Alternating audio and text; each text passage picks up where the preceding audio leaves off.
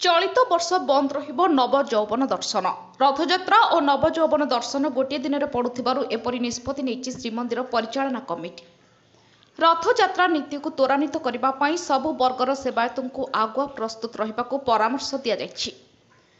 36 निजोग बैठक में अनुमोदित होइतिबा समस्त निष्पत्ति को कायम रखिछि आज अनुष्ठित होइतिबा श्रीमंदिर परिचालना कमिटी। आज पुरी रे अनुष्ठित श्रीमंदिर परिचालना कमिटी बैठक में नियाଯାଇଛି एक केतेक गुरुत्वपूर्ण निष्पत्ति।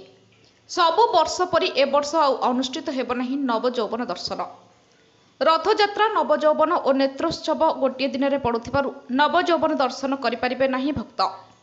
केवल सेवायत और सेमानंको परिवार वर्ग एही दर्शन रे सीमित समय पाई सामिल होई परिबे।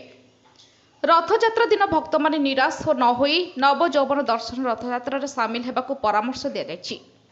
सेहीपरि पहंडी पाई टिकेट दर्शन व्यवस्था को मध्य बंद करा जायछि। सेहीपरि रथयात्रा पूर्व दिन रथ खलारु सिंहद्वार पर्यंत रथ टाणिबा पाई आज्ञामाल अणाजिबा पार्टी दियंको ठारु।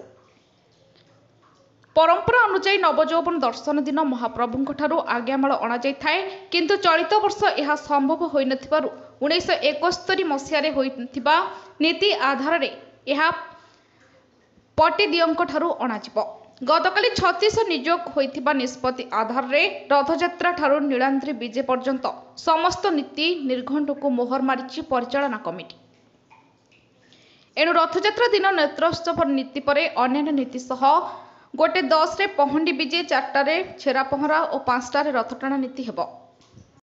नीलाद्री भक्त निवास रे अनुष्ठित आजिर एही बैठक रे गजपति दिव्य सिंह देव अध्यक्षता करिथिबा बेले अतिरिक्त जिलापाल एसपी परिचालन कमिटी सदस्य और सेवायत प्रतिनिधि आलोचना रे भाग नैथिले। पुरीरू रश्मिदास महापात्रଙ୍କ रिपोर्ट ज्योतिप्रभा न्यूज।